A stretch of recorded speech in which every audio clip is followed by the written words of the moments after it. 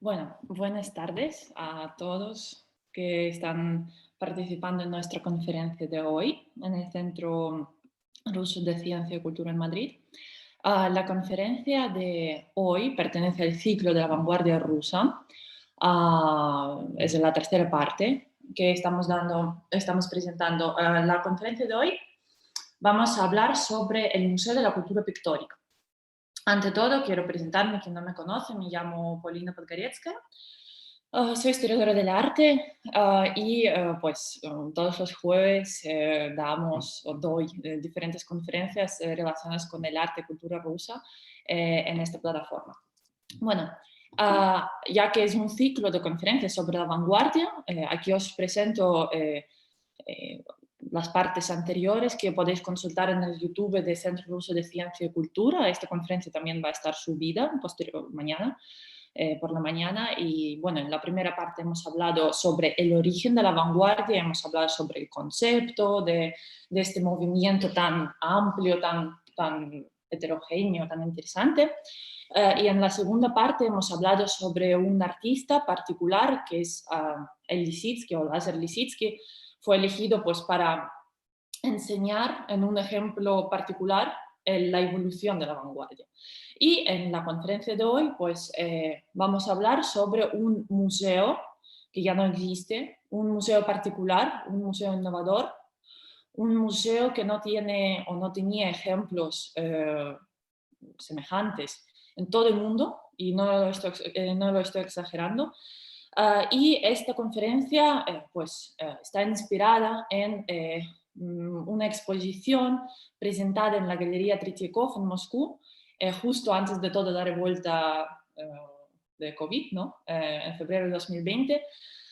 Fue presentada en febrero de 2020 y está basada en un estudio, historiador, científico muy largo que tiene pues, unos años, casi 10 años de investigación, y fue basado en unos documentos que han descubierto en el archivo de Galería Tretьякov. Entonces, inspirándose un poco en esta exposición tan interesante, hemos decidido pues hablar del tema de este museo pues en español, dentro de un contexto español, dar a conocer a nuestro público este asunto bastante peculiar que no mucha gente conoce, ni siquiera en Rusia, o sea, por no hablar en España. Bueno, dando este pretexto de la conferencia, voy a empezar con el relleno de la conferencia. Bueno, también quiero deciros que, a ver, no hay muchas fotografías de este museo realmente, solo hay un par de fotografías de salas. Entonces las diapositivas las voy a acompañar con algunas obras sueltas que efectivamente estaban en el museo o bien podrían haber estado en el museo. Entonces, o sea, las diapositivas van a estar, digamos, como de fondo un poco con lo que estoy hablando, ¿no? Para que, o sea, os lo explico para no liaros. Y voy a dividir mi conferencia, básicamente, o sea, va a ser una estructura muy sencilla. Voy a hablar sobre la historia de este museo, ya que, bueno, quizás algunos de ustedes ya han participado en otras conferencias y ya saben, en plan, de dónde viene la vanguardia, cuál es su origen, etcétera, etcétera, etcétera. Entonces, ya teniendo esta base, voy ya a seguir avanzando con otros temas. Bueno, ahora sí, efectivamente, vamos a empezar con la conferencia en sí. Y pues nada, el Museo de la Cultura Pictórica es un fenómeno bastante raro, bastante extraño, como os he adelantado. No había ninguna cosa parecida en el mundo. O sea, no hubo un museo del arte contemporáneo en el mundo en aquella época. Estamos en el año 1919. No hubo ninguna cosa semejante. Quizás me podéis decir que, bueno, realmente en el año 29 han abierto MoMA en Nueva York. Pues vale, ok. Pero era un museo bastante eh, clásico en el entendimiento del arte contemporáneo. No tenía un laboratorio del arte y fue privado, o sea, fue fundado por el dinero privado. También hubo Galería Tate, Tate Britain o Tate Británico, fundado en 1918 originalmente, ¿no? Pero era una galería privada. O sea, el Museo del Arte o de la Cultura Pictórica en bueno, en la Rusia, todavía no existe URSS, en Rusia post-revolucionaria, es un museo financiado por el gobierno y es un museo de la vanguardia y es un museo que dentro de sí mismo incluye un laboratorio del arte contemporáneo, una cosa que incluso hoy en día no todos los museos de arte contemporáneo tienen un laboratorio que enseñe el proceso de la creación del arte. Pues en Rusia, en el año 1919, existía ya una cosa así, existía una idea así. Pero, bueno, este museo fue fundado en el año 19, perduró solo 10 años porque ya, como sabéis, el año, hacia los años 30, en Rusia ha sido básicamente imposible hacer este arte o hablar sobre este arte formalista que viene de la palabra forma, el arte abstracto, digamos, el arte que tiene como base las ideas formales de la abstracción geométrica.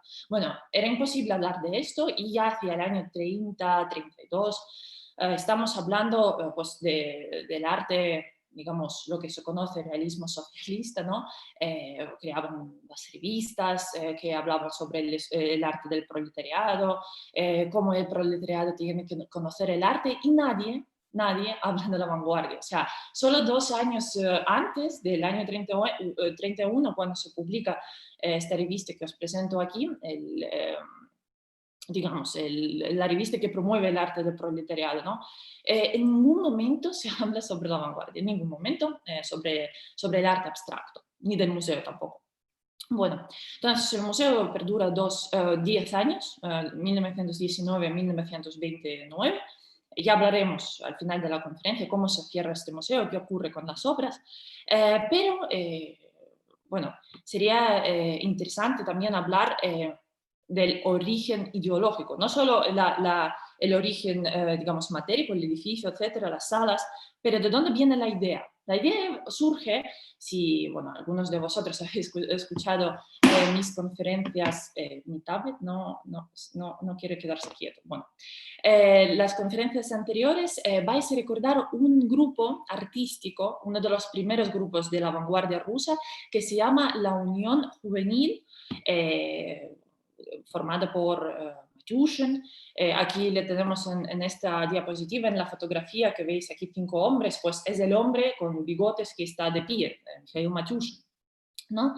Entonces, uno de sus seguidores, uno de los estudiantes no, los artistas que formaban el grupo La Unión Juvenil, Joseph o Iosif Shkolnik, que le vemos aquí en la pantalla, otro señor con bigotes. Bueno, él en 1912 escribe una especie de ensayo, no muy extenso, pero bueno, Museo de la Pintura Rusa Contemporánea. Entonces, ya el año 1912 se trazan las primeras ideas de formar un museo propiamente de la pintura contemporánea rusa, hablando propiamente de la vanguardia, ¿no? Pero bueno, este ensayo surgió quizás en una época un poco anticipada porque, bueno, la Unión Juvenil era un grupo formado en 1909 bueno, el público todavía no estaba preparado y realmente, o sea, todavía estamos en 1909, 1912, todavía estamos en un periodo zarina, entonces no hubo una necesidad realmente de hablar sobre unión entre el gobierno, unión entre el gobierno y el arte, el partido, el arte al servicio del público, pero todo cambia hacia el año 1917, cuando ocurre la Revolución de Febrero y ya posteriormente cuando ocurre la Revolución de Octubre, la revolución final. En este momento, todas estas ideas de los vanguardistas sobre el museo y que, bueno, realmente el arte tiene que servir al público en masa, realmente el gusto burgués del arte, pues de las antiguas épocas, ¿no? Ya no sirve, ya no nos interesa, no cuenta las cosas importantes para la época. Pues todas estas ideas que ya los artistas años antes estaban pues desarrollando dentro de sus círculos, de repente el gobierno empieza a interesarse por estas cosas. Bueno, ya sabréis de las antiguas conferencias, os he contado que a partir del año 17-18 ocurrió una cosa absolutamente extraña, que de repente el gobierno empezó a interesarse por el arte. O sea, una cosa nunca vista en Rusia, que el gobierno se interese por el arte. Bueno, ¿cuál sería el siguiente paso? En el año 1918 se forma una comisión del Museo de la Cultura Pictórica. Y esta comisión, o sea, el museo forma primero como idea, luego como una comisión que estaba comprando las obras de arte, que estaba desarrollando los conceptos curatoriales al respecto de colocación y de las salas, ¿no? Organización de las salas. Bueno, entonces esta comisión primaria fue basada por Vasily Kandinsky, Alexander Rodchenko y Kazimir Malevich. Un grupo bastante, bueno, raro no puedo decirlo, pero bastante heterogéneo, bastante, pues tres personajes que quizás Rodchenko y Malevich pues todavía se pegan, pero Kandinsky pues es un señor que ya tiene 52 años, el año 1919. 18-19, o sea, ya ha cruzado el puente de 50 años, ¿no? Rodchenko tiene 27, Kazimir Malevich tiene 39, y bueno, realmente eran ideólogos del museo, o sea, aunque las ideas las tenemos en el año 1912, estos tres están llevando estas ideas, las están desarrollando y las están llevando a la realidad. Entonces, bueno, Vasily Kandinsky realmente tiene mucha experiencia en formar los grupos artísticos, tiene, digamos, mucha experiencia en la gestión cultural. Recordaremos que Vasily Kandinsky vivía muchos años en Alemania. Él fue fundador de muchos grupos artísticos, bueno, muchos no, algunos grupos artísticos, entre los cuales el más famoso, el Geneta Azul, del expresionismo alemán. Él escribió muchos ensayos sobre teoría del arte, el arte, bueno, el vínculo entre el arte visual y la música. Bueno, sabéis todos estos tratados, es lo espiritual del arte. Alexander Rodchenko fue muy unido a él, es un artista joven que desarrolla un arte absolutamente novedoso, que no tiene precedentes en Europa, es un arte propiamente ruso, lo podríamos decir, porque otros vanguardistas pues, se inspiran en Francia, sobre todo, o en Alemania, en arte de las épocas pasadas, ¿no? Impresionismo, expresionismo, Cézanne tenía mucha influencia en el arte ruso, pero Rodchenko es un artista propiamente ruso y defendía el arte propiamente ruso, ya lo veremos en adelante. Y pues Kazimir Malevich, o sea, si hablamos de la vanguardia rusa, de cualquier exposición de aquellas épocas, de cualquier grupo artístico, de cualquier cosa relacionada con el arte entre periodo entendido 1905-1935, Kazimir Malevich estaba metido en todas las cosas. Entonces, bueno, ahí también estaba en nuestro museo, también encontramos a Kazimir Malevich, que realmente aportaba hizo muchas aportaciones al desarrollo y como lo veremos en adelante. Y luego tenemos a dos personajes ya del gobierno, o sea, digamos, estos tres eran parte artística, ¿no? Estos dos son parte política. Anatoly Lunacharsky, quien escucha mis conferencias, sabe que yo siempre, bueno, si hablamos del arte de la primera mitad del siglo XX, Anatoly Lunacharsky es un personaje clave en el desarrollo de la vanguardia y pues post-vanguardia.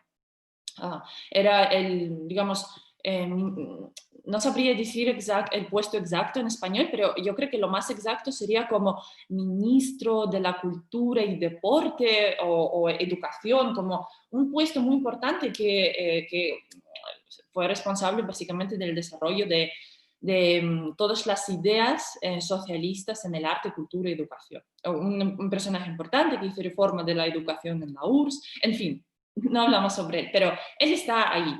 Hablando del arte de principios del siglo XX, o sea, después de la Revolución, siempre hablamos de Anatoly Lunacharsky. Él, un gran personaje que ayudó al desarrollo del museo, Y tan pronto que escuchó de la palabra de la boca de Vasily Kandinsky, escuchó la idea de crear este museo, le encantó y siguieron adelante.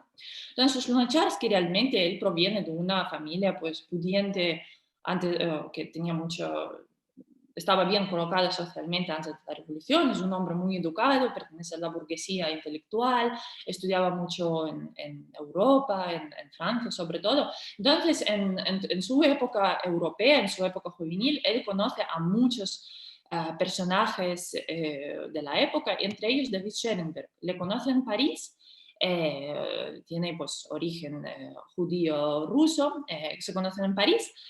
Y en el año 1919, Lunacharsky invita a su viejo amigo David Schellenberg a participar, digamos, ni siquiera participar, sino estar en la cabeza de todo el desarrollo, de todo el control del museo, estar arriba de todo, participar en cada paso que está haciéndose en el museo o sobre el museo. Entonces, David Schellenberg viene a Moscú y pues ayuda a crear todas estas movidas, ¿no? De todas estas ideas grandes.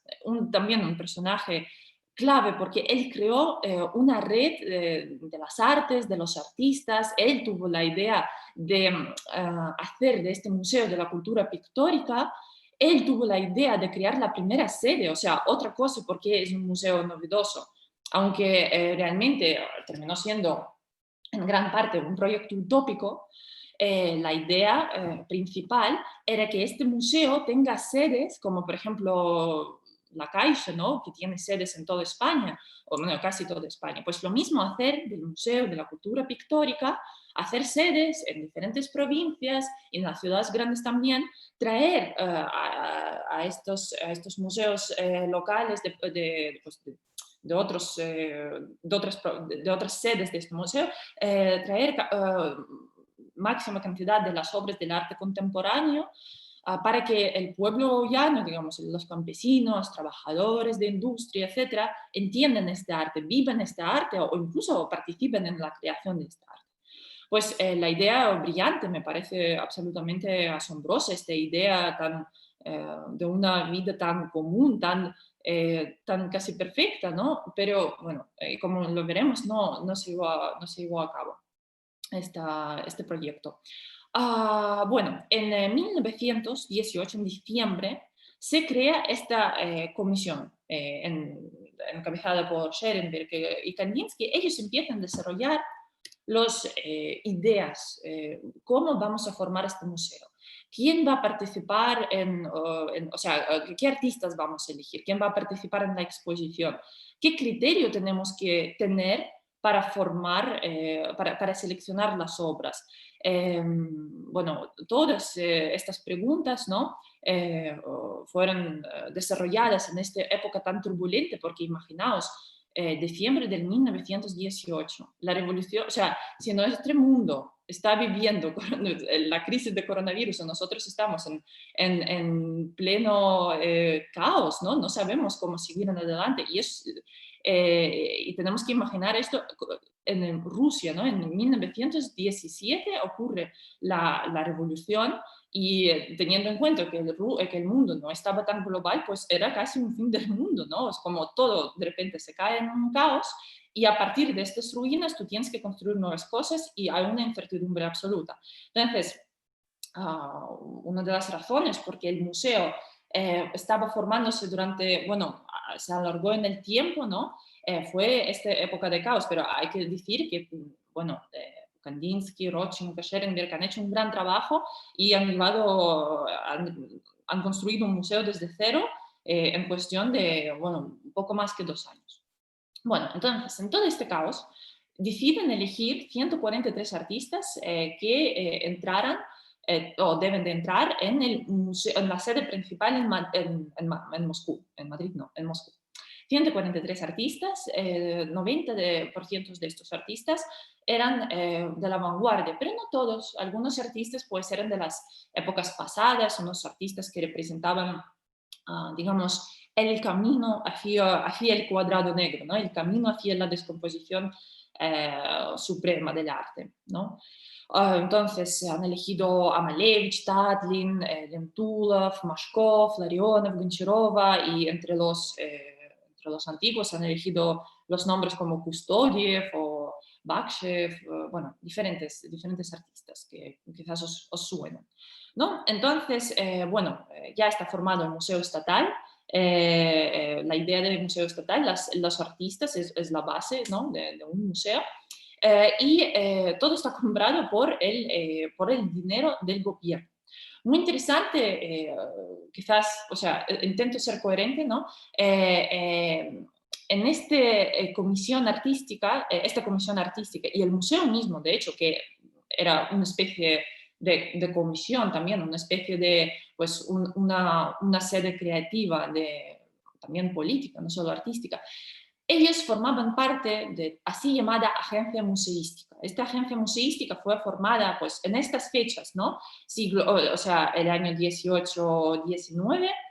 También hay que decir que todas estas fechas están revueltas o todos estos documentos están revueltos y fueron recopilados por el gran equipo de la Galería Tretьякov, por chispitas, por pedazos, ¿no? Porque tenemos que recordar que hacia el año 32, cuando ya se unificaron todos los grupos artísticos, ya no hubo apenas libertad no hubo libertad de expresión ni creación artística.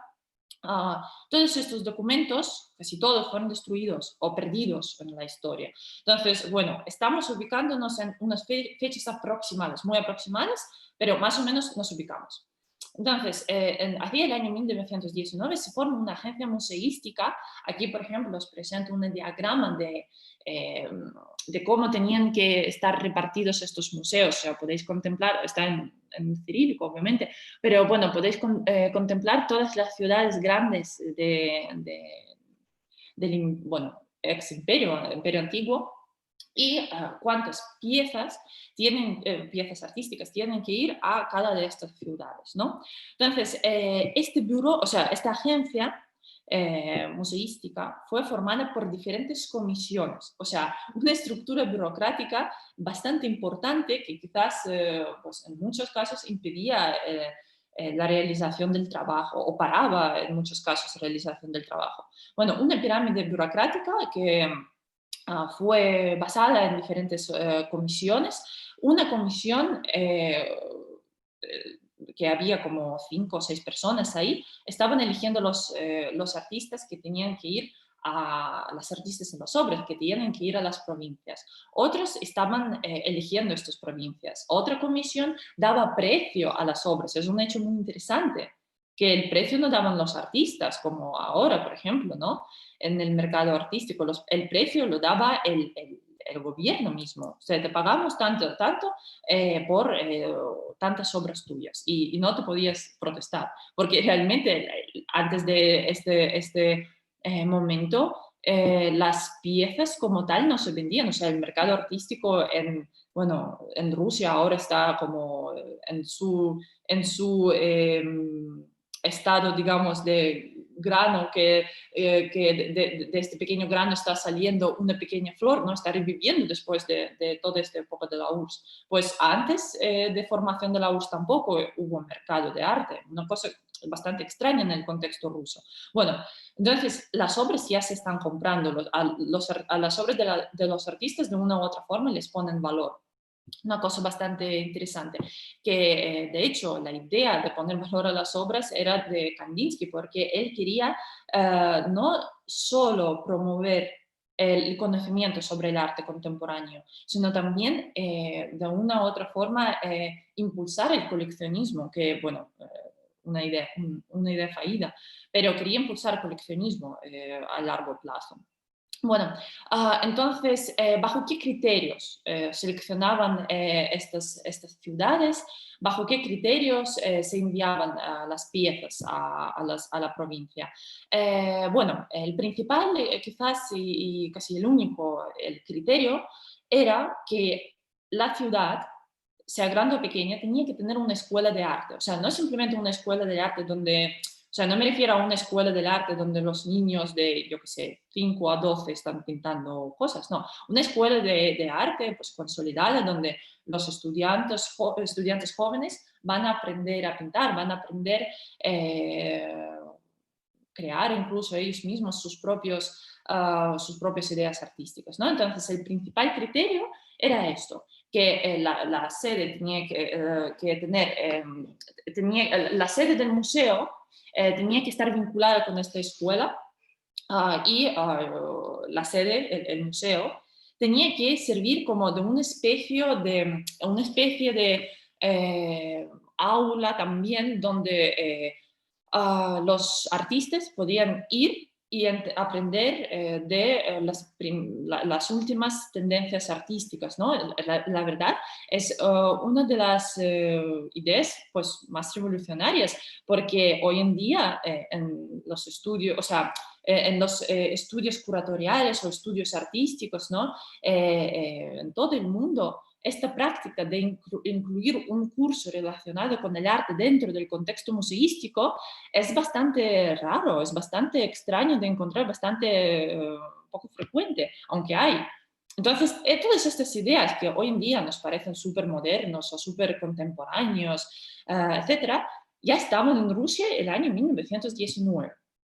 Bueno, sin demorar más tiempo en la agencia museística, aquí tengo datos, que en total han elegido 415 artistas para todas las provincias de Rusia y la geografía de trabajo de esta agencia era increíble. O sea, no llegaban a ser quizás 20 personas que trabajaban en esta agencia, que para una organización estatal que abrazaba geográficamente toda Rusia, imperio ruso, que va Rusia, Bielorrusia, Letonia, Ucrania, o sea, es increíble.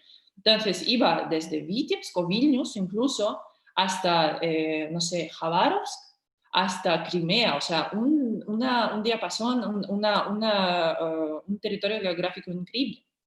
Entonces, han elegido aproximadamente 415 artistas, compraron más de 1926 obras y han gastado 26.080.750 rublos.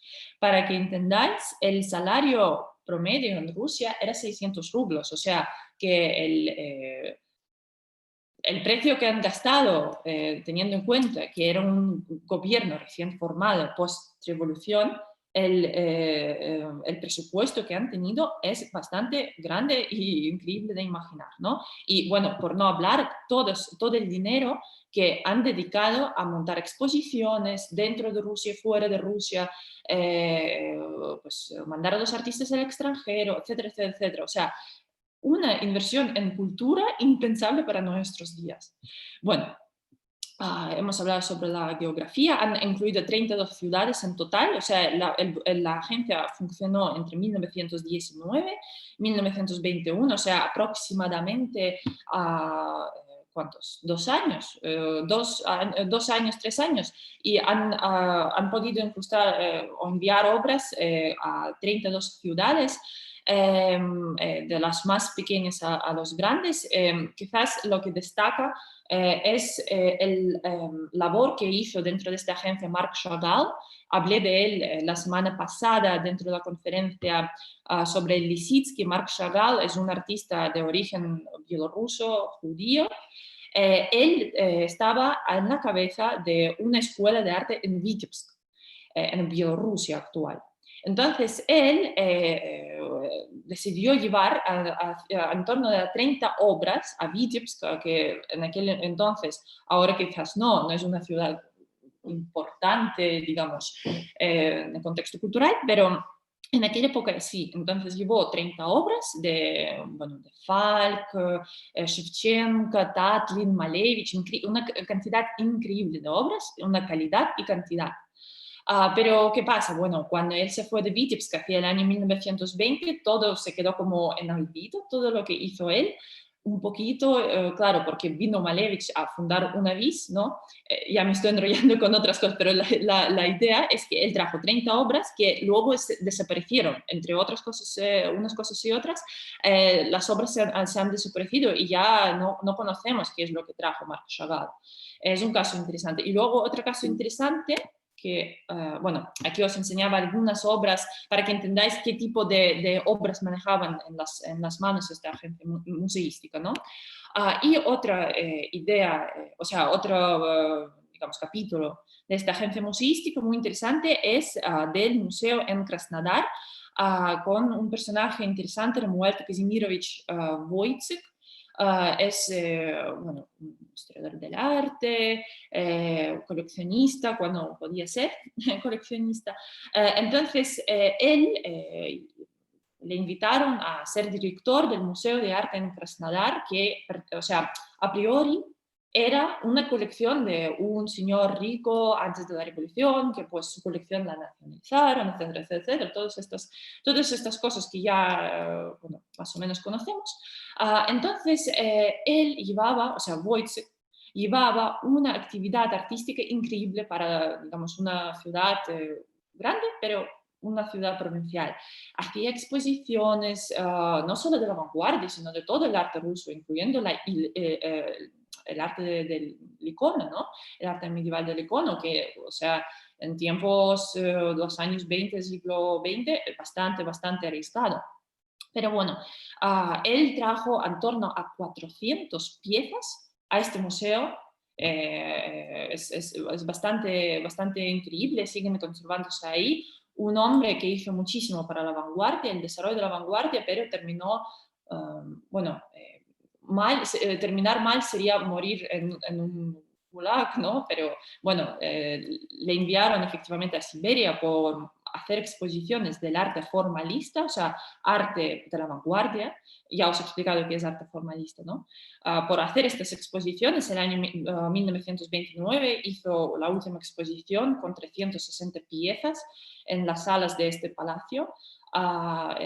Y pues no gustó esta actividad del gobierno y le enviaron 2 años, sí, eran 2 años que le enviaron a un campo laboral. Regresó a Krasnodar y obviamente él ya no, un hombre de gran talento, ¿no? Ya no pudo participar en la vida cultural de su ciudad, de su país, y pues se convirtió en un profesor. Claro, tenía que ir callado, no podía resaltar su presencia, entonces se convirtió en un profesor de la universidad, ¿no? Bueno, vamos a regresar a la actividad del museo. Ya entendemos que tenemos diferentes comisiones dentro de la agencia museística. El Museo de la Cultura Pictórica está dentro de esta agencia como una comisión independiente y está llevando a cabo por Vasily Kandinsky, Alexander Rodchenko, Kazimir Malevich, ¿no? Entonces, muy curiosamente, que juntos con ellos, ya sabéis cómo ocurren estas cosas, pues muchas reuniones, la gente dando ideas, etc. A priori, estos tres personajes trabajaban con otros personajes de la cultura, ¿no? Que quizás vienen de un contexto un poco más clásico, quizás recordaréis el grupo artístico Rosa Azul, que es un grupo de impresionistas, postimpresionistas rusos, todavía muy influenciados por el arte francés. Entonces ellos, por ejemplo, en estas reuniones largas de formar estas ideas del museo, ellos ofrecían comparar, digamos, hacer una exposición de salas comparativa, coger las piezas de las colecciones recién nacionalizadas de Iván Morozov y Sergei Shukhin, que también tengo una conferencia en el YouTube de Centro Ruso sobre colecciones de estos dos coleccionistas, las nacionalizaron en el año 1918, entonces en el poder, en el dominio de, digamos, Ministerio de la Cultura, lo vamos a llamar así, tenían estos,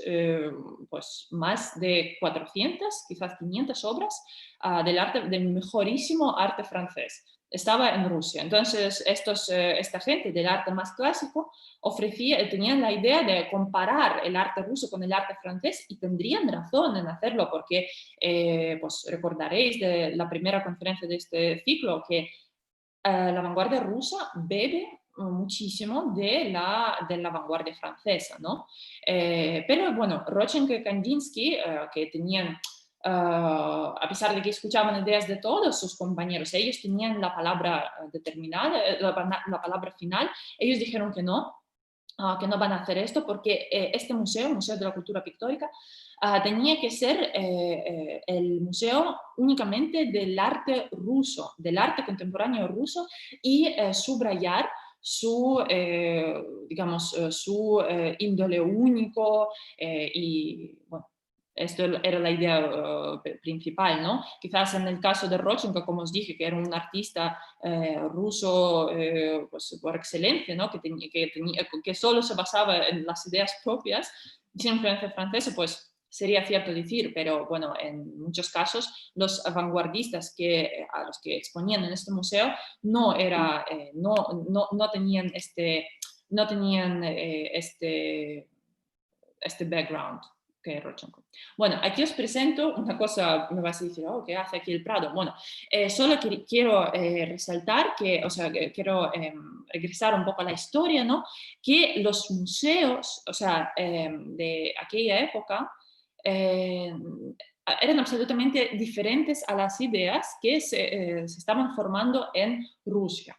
Un museo clásico, digamos, tiene origen hacia el siglo XVIII. Los primeros museos se formaron en Francia, Italia, Inglaterra, ¿no? Y eran, digamos, casi como un collar, y las salas eran como unas cuentas de un collar. Aquí va esta metáfora, pues que todas las salas iban, digamos, Renacimiento tardío, barroco tardío, no, entendéis a lo que voy. Contaban una historia del arte lineal, pues cronológico, sin explicar el por qué. ¿Por qué Renacimiento bebe del arte medieval? ¿Por qué Barroco bebe del Renacimiento? Etcétera, etcétera, etcétera, ¿no? Simplemente exponían las corrientes artísticas, las corrientes artísticas de las épocas pasadas. Pues en Rusia no querían hacer esta cosa. Bueno, a priori, después de la revolución, ellos querían borrar toda la historia, su propia historia. Entonces, esta museología tan decimonónica no les convencía, digamos. Ellos querían, no tanto, ya hablaré de eso en adelante, pero no querían enseñar la historia del arte, sino querían enseñar el proceso, el método de la creación del arte. Es muy importante, el proceso. Bueno, aquí tenemos a Kazimir Malevich, un personaje, me encanta este personaje de la vanguardia rusa, o sea, tiene muchísimas cosas interesantes de su vida, tiene mucho genio y, digamos, su genio, su alma tan caliente, no le daba miedo de expresar su opinión, era una persona muy directa, defendía muchísimo todo lo que decía, ¿no?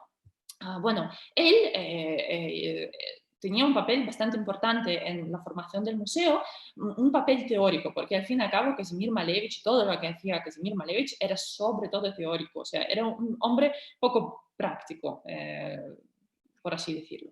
Entonces, él escribió un informe bastante importante que se llamó La creación del Museo de la Cultura Pictórica o el Palacio de la Cultura, Color y Volumen. Es una frase importante, Palacio de la Cultura, Color y Volumen, porque en esta frase tan concentrada cuenta la idea del museo, o sea, lo que os dije, quiere enseñar el método de la creación, de qué está formado una obra de arte y el proceso de desarrollo de la idea artística, ¿no? Entonces escribe este informe, también pues dedica muchísimo tiempo en hacer conferencias dentro del museo, ya hacia el año 24, 25. Él mismo da muchas conferencias sobre suprematismo, sobre el nuevo arte ruso, sobre el futuro del arte ruso. Invita a muchos profesionales, sus colegas digamos, del sector. Bueno, básicamente su papel es teórico. Y dentro de este papel teórico, yo quiero enseñar que realmente Moscú, y si no os habéis fijado que no os lo dije, todo el rato estamos en Moscú, o sea, capital de momento es San Petersburgo. Entonces, no toda la actividad creadora estaba haciéndose en Moscú. En San Petersburgo, en 1919, en febrero, al principio del año, se hace o tiene lugar una conferencia, la primera conferencia panrusa, o sea, de toda Rusia, sobre museos, en el que por primera vez realmente se dice la frase o digamos el nombre Museo de la Cultura Pictórica. Kandinsky presenta su informe. Imagino que estos informes tenían una especie, la forma de conferencia, ¿no? Que él contaba sus ideas sobre qué tenían que ser museo de la cultura pintoresca pictórica. Pues contó todas estas ideas desarrolladas meses antes, todas estas cuestiones que hemos hablado antes. ¿Qué tiene que ser el museo? ¿Qué artistas tienen que formar parte del museo? ¿Cómo se compran las obras? ¿Cuánto cuestan las obras? Museología, etcétera, etcétera, etcétera. Incluso métodos de mediación, que es una cosa que parece ser de los museos contemporáneos, pues no. El tema de mediación, es decir, conversación con el público, o sea, conversación, institución, público, ya estaban en las cabezas de la gente hace un siglo. Bueno, entonces, Kandinsky defendía que el arte contemporáneo realmente tiene que irse a las masas, quería enseñar los métodos de contar el arte contemporáneo a las masas. Yo no sé hasta qué punto realmente Vasily Kandinsky quería, o sea, tan pasionalmente enseñar el arte a las masas. Quizás pues también tenía que cumplir ciertas condiciones temáticas, no sé si me explico, pero bueno, sea como fuere, él dio la base de esta nueva museología en el contexto ruso, ¿no? Y ya que todo el rato estamos hablando sobre la cultura pictórica, sería interesante hablar qué es la cultura pictórica, porque creo que nos ayudará a entender el funcionamiento del museo. Bueno, yo creo que ya que estoy hablando mucho tiempo, voy a resumir la cultura pictórica, aunque tenía un pasaje para contároslo. Bueno, la cultura pictórica, como dijo un crítico coetáneo de nuestros personajes de post-revolución, ¿no? Él dijo que un cuadro tiene que tener es un objetivo, mientras que la cultura pictórica implica la atención hacia los medios y métodos de la producción del cuadro. O sea, es decir, que antes el artista tenía un objetivo, el cuadro era un objetivo, el objetivo era pintar y crear un objeto eh, pictórico, artístico, crear un lienzo. Pues ahora la cultura pictórica realmente es el proceso, todo el proceso de creación, incluso los errores. Luego lo veremos en las salas del museo, daban muchísimo protagonismo al proceso creativo. Todos los errores eran beneficiosos, realmente no eran errores. Entonces, si yo podría resumirlo, pues resumiría la cultura pictórica en eso. Cultura pictórica es proceso de creación, no es objetiva de crear por crear o crear algo material, sino crear algo teórico. Ya de por sí es una idea utópica, ¿no? De crear alguna... solo vivir con la teoría, no crear cosas objetivas, cosas matéricas, ¿no? Pero bueno, el arte contemporáneo, sea como sea, tiene que crear algo, tiene que dejar un testimonio. Entonces, pues basados en estas ideas del proceso, los artistas como por ejemplo Iván Klun, que vemos aquí, pues desarrollaban sus esculturas, trataban con el material, trabajaban con el contraste de los materiales, querían descubrir la esencia.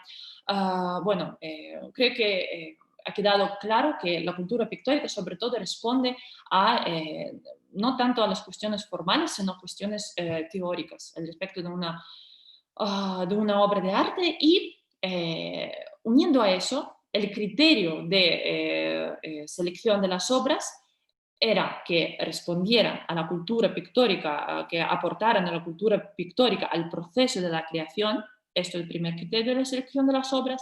Y el segundo criterio, que van como muy juntos, es la índole de novedad de las obras de arte. O sea, las obras de arte que tenían que formar parte de la exposición permanente del museo tenían que tener algo nuevo, algo que nunca he visto, ¿no? Bueno, Museo de la Cultura Pictórica tenía tres sedes en Moscú. Tenía tres sedes. Primera sede era no, perdón, no sería sedes. Tenía tres domicilios. O sea, la sede era una, pero ellos constantemente se mudaban. Por una u otra razón, por falta del espacio, por el deterioro del edificio, pero bueno, se mudaron tres veces y la verdad el tema de la mudanza no tanto de la mudanza, sino dónde se ubicaban las primeras cosas gubernamentales en Rusia próxima a la revolución, en el contexto ruso próximo a la revolución, es bastante curioso, porque casi todos los espacios gubernamentales se ubicaban en los palacios o palacetes de la burguesía intelectual que tenía que correr a Europa en exilio o en inmigración corriendo del comunismo. Bueno, entonces en todos estos palacios ahora se meten los objetos gubernamentales, el Ministerio de Sanidad, el Ministerio de la Defensa, de la Cultura, de lo que sea, están en estos palacetes y es una cosa bastante curiosa porque no son espacios, en el caso de si hablamos del museo ya, no son espacios apropiados para la conservación propia de las obras de arte. Por ejemplo, si hablamos de la agencia museística, ¿no? Que engloba el Museo de la Cultura Pictórica, todas estas piezas que os dije que eran en torno a 1926 obras que han comprado, cuando los compraban del taller del artista, se ubicaban en los dormitorios del palacio y estaban, o sea, las mejores piezas de la vanguardia rusa que ahora cuestan millones de euros en las subastas mundiales, estaban amontonados como, no sé, como unos objetos innecesarios, unos objetos como que estorban en las habitaciones del palacio, en invierno pues frío y humedad. No sé cómo han llegado a nuestros días, la verdad, estas obras, y claro, estaban protegidas con una llave normal y corriente y ya está. Bueno, es un hecho interesante, me parece, curioso. Entonces, bueno, en la primera sede estamos en Valajonka 14, en Moscú, en el palacio de la familia Golitsyn. Luego, la segunda sede era el palacio de la familia también aristocrática, en Povarskaya 52, en Moscú. Todos estaban como más o menos en el mismo o sea, en las mismas manzanas, o sea, más o menos estaban muy cerca estos palacios, ¿no? Y la ubicación, la residencia final, está en la calle Rождественка 11. Este edificio pues, pertenecía también era un palacio, pero luego se hizo el Instituto de Stroganov y ya finalmente compartían el Museo de la Cultura Pictórica. Vale, estoy viendo que he cometido un error en la diapositiva y he tecleado una palabra que tiene que ser en latín, la tecleé con el teclado cirílico, me pasa esto frecuentemente, pero bueno, la palabra significa el tercer domicilio. Perdonad este error. Bueno, El caso que este palacio lo compartían con Futemas, taller, digamos, taller, los talleres artísticos y arquitectónicos más importantes en Rusia del momento, ¿vale? Futemas. Bueno, interesante en todas estas sedes es que, entendéis, ¿no? En 10 años de su existencia han mudado 3 veces, implica pues gastos importantes y también no solo materiales, sino emocionales y también de organización, cómo organizamos las salas, cómo tenemos que enseñar las piezas a nuestro público. Y bastante interesante la idea final, que como la veremos, ocurrió hacia el año pues, 23, cuando ya finalmente se instalaron en la fachada del, perdón, en el... estoy muy espeso hoy, en este palacio que vemos en esta diapositiva, cuando finalmente se instalaron, han pedido ayuda a FUTEMAS, os dije, ¿no? Que es Talleres de Enseñanza Superior de Arte y la Técnica, y INHUC, que era el Instituto de la Cultura Pictórica. Entonces, bueno, estas dos instituciones han ayudado al museo a hacer su museología, a hacer su composición de las salas. Y la idea final, la que no podían quizás llegar a priori, era que las salas tienen que contar la historia, en cierto sentido, la historia del arte contemporáneo ruso, pero no en términos de fechas o cronología, sino en términos de la evolución pictórica, ¿no? Recordamos los procesos. Entonces han dividido las 5 o 6 salas que había, porque se llamaban con las primeras letras del alfabeto. Entonces han dividido las salas por el acercamiento de los periodos artísticos hacia la descomposición geométrica, artística, es decir, suprematismo, ¿no? Entonces han dividido las salas según el volumen o pertenencia a una pintura más plana. También pues tenían unas ideas de construir, por ejemplo, Wolf Papova, no sé si os suena esta artista, gran artista de la vanguardia. Ella daba las visitas guiadas en este Museo de la Cultura Pictórica. Incluso ella estaba encargada de hacer el catálogo que finalmente no se publicó. Entonces, esta mujer daba las visitas guiadas y, digamos, no quería hacer un recorrido tan abstracto, solo basado en la forma y el volumen, ¿no? Ella daba ideas, por ejemplo, basarse un poco más en la historia del arte. Pero bueno, esta idea no salió adelante. Además, historia del arte, perdonad que regreso un poco, historia del arte es más fácil, ¿no? Una historia del arte basada en las fechas, en la cronología, es un poco más fácil de contar al público. Pues no, esta idea se rechazó. Luego, Rodchenko, su idea estaba más cerca a lo que finalmente se decidió junto con Futemas y Enhuk. Su idea era separar las salas por color, forma, textura de las obras, pero bueno, finalmente han llegado a conformar un museo por las salas que el arte pertenece digamos, a una expresión más voluminosa y una expresión más plana. Y es muy curioso porque realmente había algunos artistas que no cabían dentro del entendimiento de los corrientes artísticos o de las agrupaciones artísticas. Había algunos artistas muy interesantes que trabajaban independientemente de las agrupaciones. Entonces, si hubieran basado la museología solo en los corrientes artísticos, en plan impresionismo, expresionismo, cesanismo, etcétera, cubismo, futurismo, no podrían incluir a todos. Y esta museología tan quizás abstracta, pero al mismo tiempo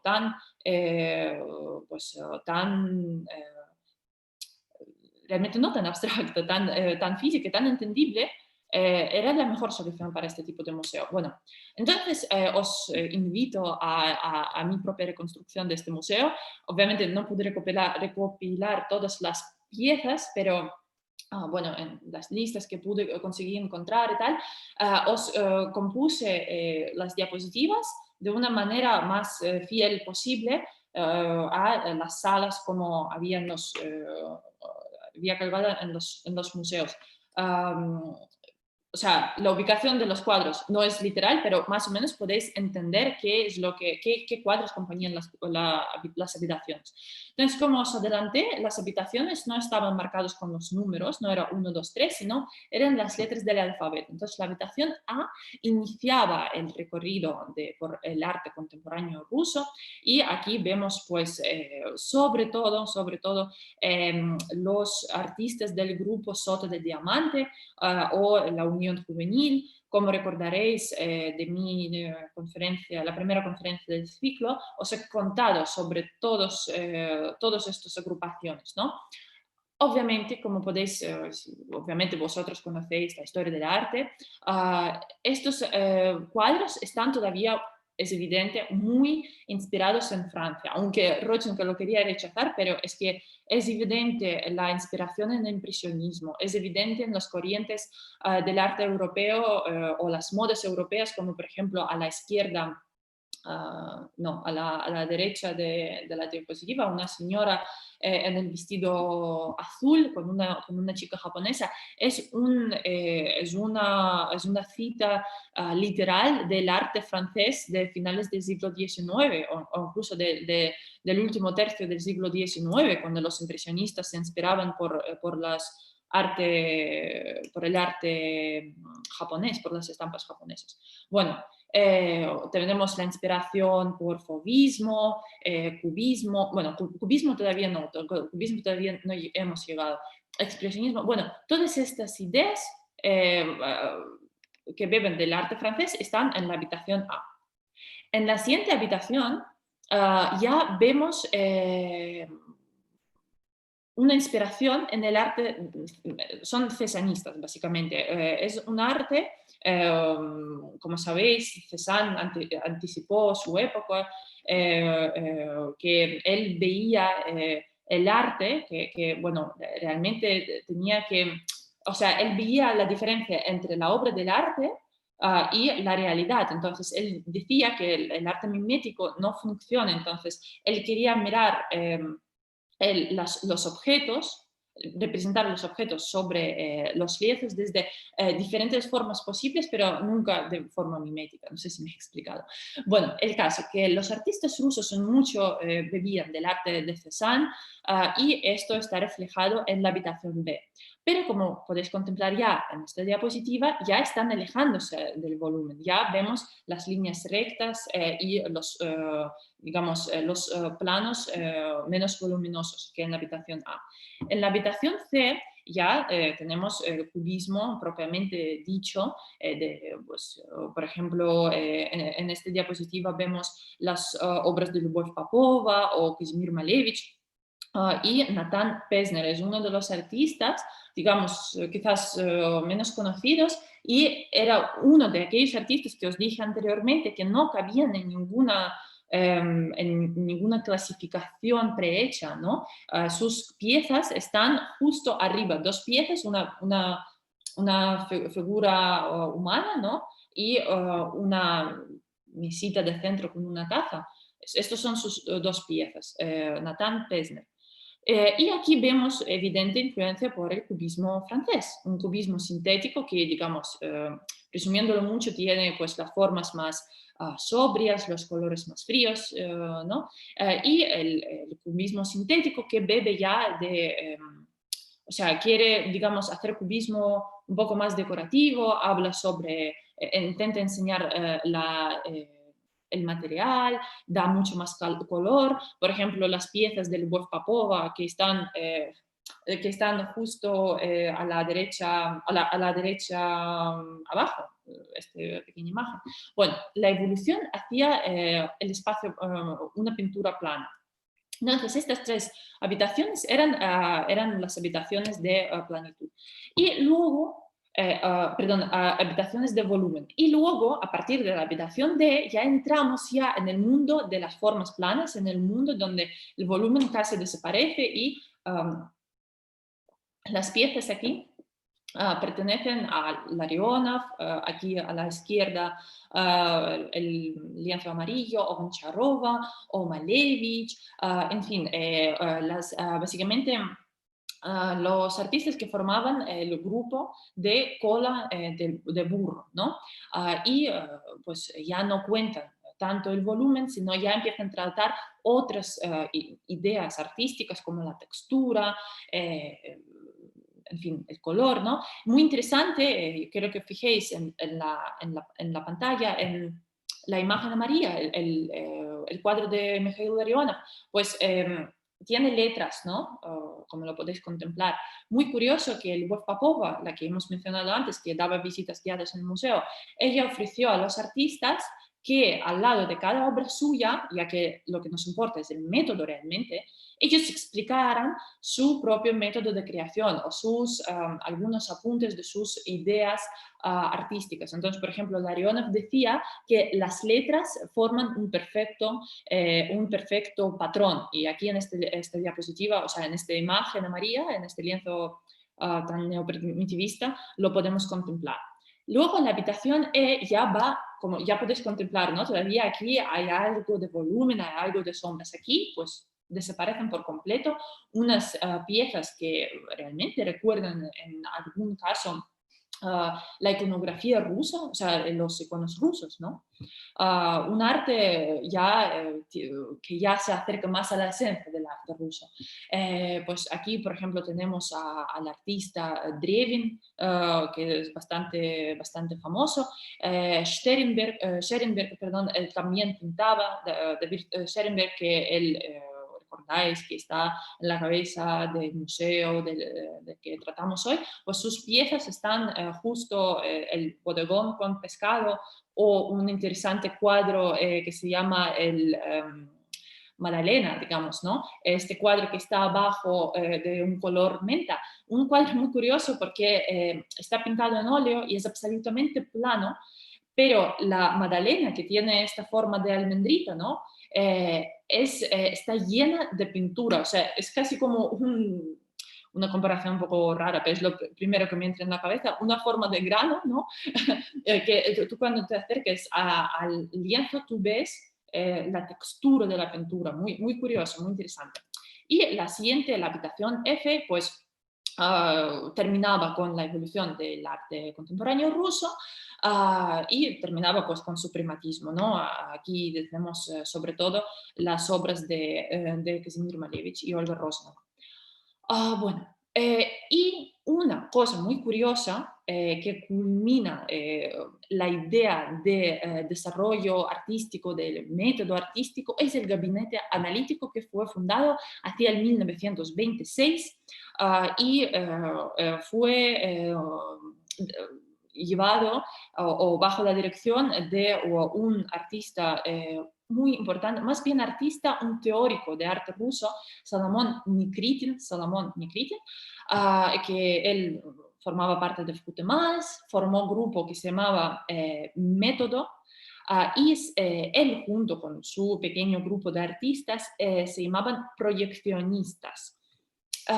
Debería hacer en algún momento una conferencia propia sobre los proyeccionistas porque ellos, resumiéndolo muchísimo ahora mismo, ellos ellos querían despegar del arte pues objetivo, del arte formal, ellos no querían llegar a ninguna conclusión, ninguna obra del arte como tal, ¿no? Precisamente ellos dieron al museo finalmente esta idea, carácter de laboratorio artístico. Y todas estas ideas del proceso de la creación de obra de arte ya estaban antes, en el año 1922 o 21 incluso, cuando se formó este grupo de proyeccionistas. Resumiéndolo mucho, ¿qué es lo que hacían? Pues ellos hablaban o desarrollaban sus propias teorías de color, de sonido, cómo color se mezclaba con el sonido, cómo tú podías escuchar el sonido a través del color. Ellos hablaban cómo el arte tenía que evolucionar, o sea, su suprematismo para ellos no era el punto final del arte. Incluso ellos negaban todas estas teorías, como muchos realmente artistas negaban las teorías de suprematismo de Malevich, que era demasiado teórico, que no tenía ninguna base, era como palabras, ¿no? Entonces, ellos negaban todas estas teorías bastante abstractas y decían que realmente el punto último del arte, a donde tiene que aspirar cada artista, es crear un arte matemático. O sea, arte finalmente tendría que hacerse como álgebra o matemática, ¿no? Digamos, de las ideas humanas. Entonces, todo esto ellos estaban contando finalmente en el gabinete analítico, o sea, un grupo formado hacia el año 1922. 4 años estaban desarrollando sus ideas del movimiento artístico, se llama proyeccionismo ruso. Sí, aquí, fijáis, proyeccionistas, ¿no? Proyeccionismo ruso, grupo método. Hay algunas cosas muy escasas escritas en español, más escrito en inglés y obviamente mucho más escrito en ruso, si os interesa. Bueno, ellos finalmente, 4 años después, han conseguido tener su propio gabinete donde contaban todas sus ideas de que arte pues es un proceso, arte es, en primer lugar, está basado en análisis y en fórmulas, ¿no? Y era muy curioso que todo este gabinete pues no tenía se abrió al público y no tenía obras de arte como tal, estaban diferentes diagramas enmarcadas, ¿no? Y lo primero que encontraba el público al entrar a este gabinete era, digamos, una nota informativa que les decía al entrar, bueno, más o menos decía que al entrar a esta habitación os conviene gastar 2 horas de vuestra vida para leer todos estos diagramas. O sea, el público tenía que entrar y analizar y leer todo lo que estaba escrito. Y la verdad es bastante increíble lo que hacía Salomón Nikitin, porque el gráfico, el diagrama que veis a la izquierda es muy curioso, está escrita a mano. Todas estas ideas suyas están escritas a mano en esta digamos, genealogía de nueva historia del arte ruso, ¿no? Bueno, espero que os haya quedado claro. Si no, podéis hacer las preguntas y los vamos a responder en los comentarios del video en YouTube, que se va a subir mañana. Vale, y finalmente, que ya estoy terminando, finalmente en el año 1927 surge, hacia el año 1927, surge un nuevo grupo de pintores del Caballete, un grupo OST, que os he contado en la primera conferencia, que pues de repente, como no sé, como un cubo del agua fría encima, de repente todo el arte de suprematismo pues se convierte en el arte figurativo de nuevo. De repente el arte abstracto ya no le interesa al partido, a la gente del gobierno, y de repente quieren que la gente crea el arte pues, más entendible para el público, porque ya decís que pues, las imágenes que vemos aquí son mucho más entendibles que el suprematismo de Kazimir Malevich, ¿no? Bueno, entonces aquí, por ejemplo, vemos unas obras de Ineka, aquí en el centro, Pimenov, que está aquí a la derecha, y Piotr Williams, que está a la izquierda. Bueno, eran 3 piezas en la nueva sala, en la 9ª sala, ¿no? del museo, porque era la última corriente del arte contemporáneo ruso. Y era como estaba como presagiando que había que pasar algo malo con el museo. Y efectivamente, en el año 1928, el año empezó de tal forma que de repente, de la nada, Hutemals, con quien el museo compartía el edificio, manda una petición al ministerio que quieren que el museo desaloje el espacio porque pues, Hutemals quiere montar una especie de club o una especie de su propio laboratorio, no se sabe qué exactamente quería formar porque no lo formó, en las salas que pertenecen ahora al museo. Y pues el museo tenía que desalojarse. se desalojó el año 1929 y bastante, o sea, ha sido una situación bastante frustrante y con muchas incógnitas porque realmente FUTEMAS y museo estaban colaborando mucho y ayudaban uno a otro, a la actividad de uno y otro. Entonces, hay algo extraño que había pasado, pero bueno, sea como fuere, el museo se va, se deshace, o sea, no se va a ningún sitio, se deshace por completo y la colección del museo va a la Galería Tretiakov. Y es el punto del que hemos partido, ¿no? Se va a la Galería Tretiakov, un museo importante en el contexto ruso de ahora y de entonces también, y la comisión, otra de las muchas comisiones, formado sobre todo por los trabajadores del museo de la Galería Tretьякov, han dividido todas estas piezas del museo en 12 listas. En 12 listas, básicamente, el único criterio de la división era la importancia pictórica, ¿no? Lo que les parecía más valioso, que eran los primeros 5 listas, las primeras 5 listas eran de importante valor histórico, artístico, y otras, y otras 7 eran pues de menor importancia. Y estas piezas de menor importancia pues tenían un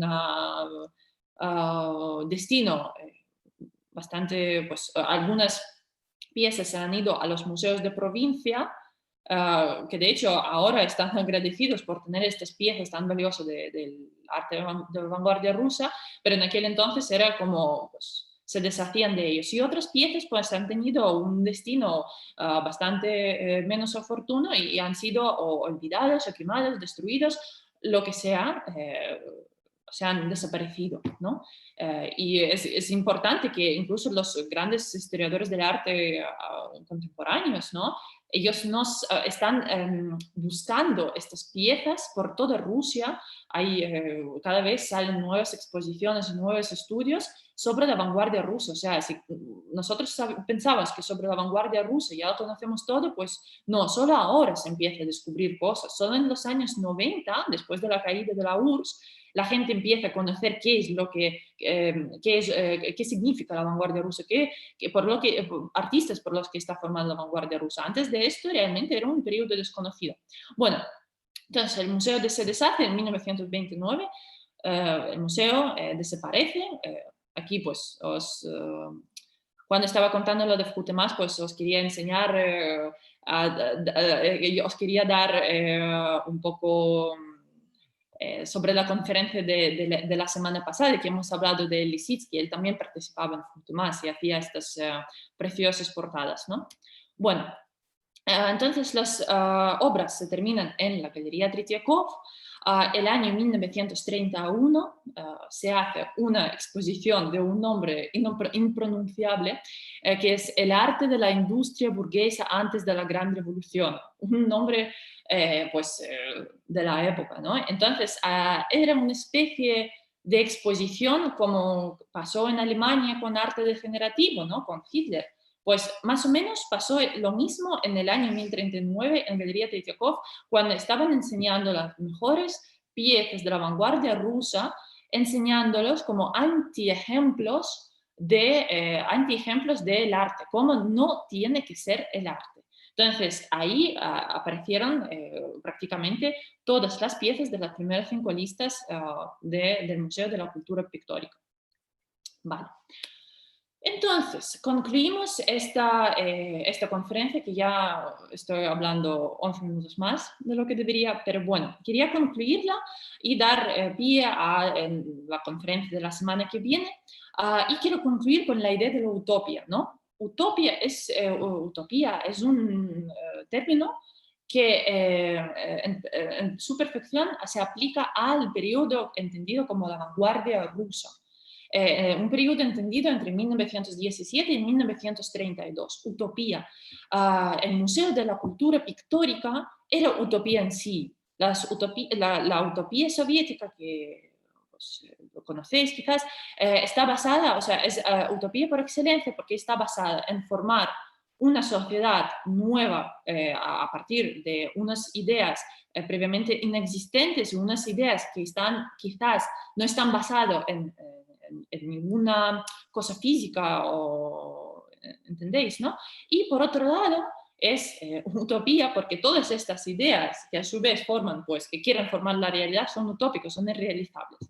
Bueno, el Museo de la Cultura Pictórica, a pesar de que ha sido una idea brutal, que sería increíble realizar algo parecido hoy en día con todas estas piezas de la vanguardia rusa, ha sido un proyecto realizado solo quizás a 30%, ¿no? No se ha creado la sede, no se ha hecho todo este programa de divulgación del arte contemporáneo, pero como idea teórica, pues es absolutamente increíble, absolutamente asombroso y también curioso, se cayó como en el olvido en la historia por la destrucción de todos los documentos y de todo lo que suponía pues, ser el arte o artista formalista en la URSS, ¿no? Se ha destruido todo, pero ahora lo tratamos como utopía, ¿no? Pero podría ser realmente un proyecto absolutamente realizable, un proyecto absolutamente para entrar en los libros de la educación, de la historia, ¿no? Entonces, con este final sobre la utopía, quiero dar pie, quiero insinuar el tema de la próxima conferencia, una conferencia que culmina nuestro ciclo sobre la vanguardia rusa, que pues la daré el jueves que viene, a la misma hora, a las 7, aquí en Zoom, y que va a tratar sobre la vanguardia rusa como utopía, quizás la URSS como utopía, y vamos a hablar sobre los proyectos utópicos irrealizados de la vanguardia y de la propia URSS, ¿no? Entonces, digamos, con estas palabras, quiero terminar la conferencia, agradeceros la participación y perdonad que he tardado tanto.